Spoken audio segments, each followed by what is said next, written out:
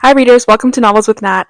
It is officially fall. I feel like everybody sort of defines when fall begins differently and has a different sort of feeling for when that season begins for them.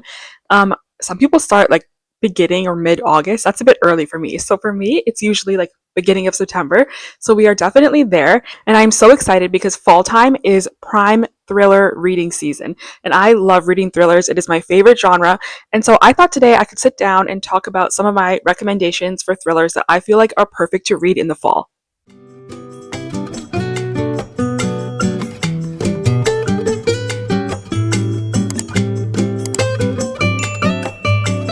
So I feel like honestly any thriller works well for the fall time, but there are definitely ones that have that fall vibe or atmosphere that just make them perfect for this time of year. So I have about 8 or 9 to talk about today.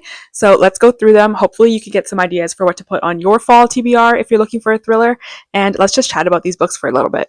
All right, so it would not be fall if I didn't include a couple of thrillers that are kind of dark academia inspired. I feel like September specifically, with like back to school season and all of that, is just the perfect time to read anything dark academia inspired, whether you're into thrillers or fantasy or whatever your genre is. You can always find something with a little bit of dark academia sprinkled in.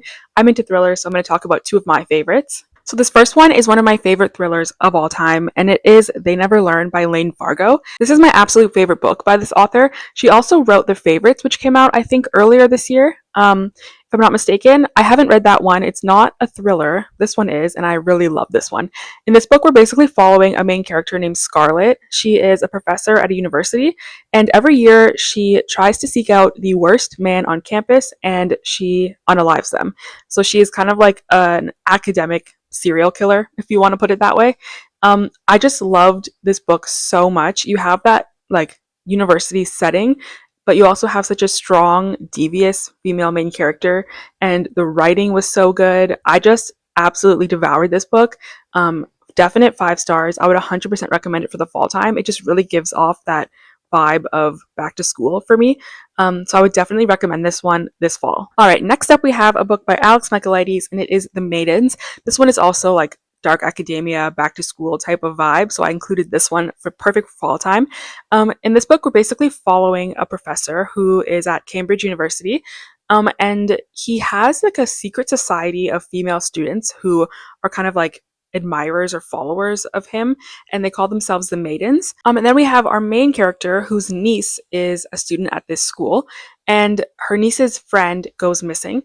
And so now she is trying to figure out like, is this professor responsible? What is going on at this university? This is the same author as The Silent Patient, which I'm sure most people have heard of, super popular thriller. This one wasn't my favorite by the author. My favorite was actually The Fury. But for me, The Fury is more of like a summer read. This one I would definitely recommend for the fall time. All right, next up, I have a book by Lucy Foley, and it is The Paris Apartment. Lucy Foley is definitely a hit or miss author for me. I have really enjoyed 2 of her books, and I really disliked 2 of her books. So it really depends, but this is one of the ones that I did really enjoy. I gave it 4 stars. This one, we're basically following a main character who is kind of down on her luck, and so she reaches out to her brother and asks if she can stay with him for a while. He lives in Paris, and so he says, sure, come over. And so when she arrives at the apartment complex, her brother is nowhere to be found. And she sort of runs into the different residents of this apartment, and something weird is going on, and she still can't find her brother. And so she's kind of thrust into the mystery of where is her brother and what is going on at this apartment building. Lucy Foley has a really interesting style of writing. She has multiple POVs, and you're trying to piece together the mystery. I really enjoy her writing. On the back, it says, meet the residents of number 12 Rue de Amans. Sorry, I don't speak French. A beautiful old apartment building in the city of light. The socialite, the nice guy, the alcoholic, the girl on the verge, the concierge. Everyone's a neighbor, everyone's a suspect, and everyone knows something they're not telling. See you in Paris. So yeah, this one is just perfect for fall time. It's really like cozy. It's like I would consider it a cozy mystery. It's like all within this apartment. And it's definitely like, I don't know, I just love thrillers in the fall that take place in apartments or haunted houses or like spooky buildings. I just love that. So I feel like this is a perfect one for the fall time. All right, this next one is more of a dark thriller. It's definitely fast paced, action packed. This one, I was just sucked in from the very beginning. It was, and I feel like it's a bit of an underrated thriller. I don't hear a lot of people talking about it.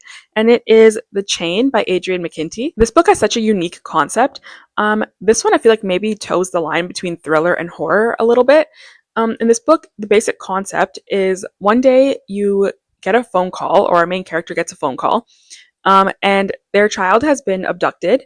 And they basically say that in order to save your child, you must abduct another person's child, and then we will release your child. And if you don't do this, we are going to unalive your child. And so now this person is said to be part of the chain. And in order to keep the chain moving, you have to abduct another child, and they will return yours, and it just keeps going on. Um, I just felt so engrossed in the story. Like, of course, that would be such a panicked phone call to get, and you would do anything to save your own kid, but how far would you go? I just love this concept. It's really dark, so I feel like it definitely is good for, like, I don't know, like Halloween time, October season type of thing. I would definitely recommend it. It's underrated, but it was such a good read. All right, this next book is The House in the Pines. This book, if I'm being totally honest, was just okay for me. I gave it 3.5 stars. It wasn't the best book I've ever read, but it definitely was an atmospheric read. Like you can see on the cover, the house in the pines, it's like trees and forest and fall time. So if you're looking for something really atmospheric, fall coated, this might be a good one to read. But it wasn't my absolute favorite from this list. We're basically following a woman named Maya, and years ago, her and her best friend had been spending time with a man named Frank, and one day her friend mysteriously drops dead in front of this man, and they weren't sure like what had happened. Now, years later, she sees a YouTube video where another woman ends up dropping dead in a diner across from this very same man, Frank. And now she's wondering what had really gone on with her friend and how she had died. What is going on with Frank? How is he connected to these two women's deaths? And she starts kind of delving into this mystery, and all roads seem to lead back to Frank's cabin in the woods. And so she is trying to solve the mystery from there. This one was a bit more of a slow burn, I will say, but if you don't mind a bit of a slow burn, it was a really atmospheric read. Great for fall time. I would recommend it to the right reader. I don't feel like everyone would love this book, but if you really enjoy those aspects of a book, then you might like this one. All right, next up we have a pretty popular one, and it is Hidden Pictures by Jason Rekulek. This book is, again, perfect for fall time. I feel like I've said that with every book, but this one especially. In this book, we're following our main character who has just gotten a job as a babysitter, like a live-in nanny type of situation, and she is watching a 5-year-old named Teddy, and she notices that one day Teddy starts drawing pictures. And as the days go on, the pictures that Teddy is drawing are getting darker and darker and kind of sinister in nature. And so she's like, what is going on here? And what's great about this book is it actually includes all of the pictures and the artwork. So I'll just give like one example. So like they're like this all throughout the book. They go all the way through. And so it was really engaging to actually see a visual of what the kid was drawing. And so our main character, Mallory, begins to believe that this child is drawing pictures of a murder that had taken place in the past, and it's kind of being channeled through him by like a supernatural force. That is her belief. And so now Mallory is trying to decipher the images that Teddy is drawing in order to sort of solve the mystery and figure out what is going on, what had happened. This book is a bit on the longer side for a thriller. I think it's like 365 pages ish, but it's definitely worth it. Such a fun, fast-paced read. I also noticed that Stephen King has a blurb on the front, and it just simply says, I loved it. So, I mean, that's just, Stephen King always gives such simple blurbs, but if Stephen King loves it, then I think it's worth a shot. This book is also considered horror. I'm not sure if it's necessarily thriller. It's like horror, thriller. I kind of am classing it as a thriller here, but it's definitely got strong horror elements. Okay, next up we have a book that takes place in late October, and it is Wrong Place, Wrong Time. This is a book that has time travel, so if that's something that you're into, you would definitely like this one. This book was just so clever. I don't know how she wrote this. I feel like it would have taken so much planning and mapping to write this out. So we're following our main character who is waiting for her son to come home. Her son is 17, and he is past his curfew of when he was supposed to be home. She finally sees him through the window walking up towards the house, but she notices that he's following another man, and her son is armed and ends up shooting and unaliving this man. And so she's absolutely shocked and in complete disbelief. Her son is now in custody, and she's obviously very distraught and upset. Her son's life is essentially over. And so she goes to bed, and the next morning she wakes up, and it is the day before this event. And then she goes to bed that night, and it is 2 days before the event. And so every night she goes to bed, it's one day further into the past. And so she basically sees this as an opportunity to figure out what was going on, who did her son unalive, why did he do it, and can she stop it or prevent it. This book was just so clever. I love the playing with like timelines. It was so interesting, so engaging. I give this one 4.5 stars. There was a big twist in this book that I didn't see coming and I thought was really well done. And because the book also takes place in late October, I feel like, again, perfect for fall. So now we have a book that I read actually on Halloween last year in 2024. So now I'm here recommending it to you in 2025. And it is Look Closer by David Ellis. This book is basically, we're following a couple named Simon and Vicky. They have kind of a perfect life, everything is good. And then one day there is a woman found hanging in a mansion in a wealthy suburb. And then a web of secrets around Vicky and Simon starts to unravel. They discover secrets of betrayal and a whirlwind affair, as well as a $20 million trust fund that is about to come due. And so we're getting a little bit of a game of cat and mouse between these two. It says, both Vicky and Simon are liars, but just who exactly is conning who? Prepare to question everything you think you know in this wickedly clever novel of greed, revenge, and obsession, and quite possibly the perfect murder. So this book is also told in sort of choppy timeline. We're getting timelines leading up to Halloween as well as after and in the future. So it was really engaging that way. We're also getting multiple POVs. And so it was just really engaging throughout the entire story. And I always carefully choose and plan what book I want to be reading over Halloween or that week of Halloween. And I feel like this would be a perfect one if you haven't read it already. I'm not sure yet what I'm going to be reading on Halloween this year. Definitely drop some comments down below if you have any recommendations that you think I need to check out this Halloween. But I need to pick what book I'm going to be reading. All right, my last recommendation I don't actually have a physical copy of, and it is Daisy Darker by Alice Feeney. So Alice Feeney, for me, is a bit of a hit or miss author.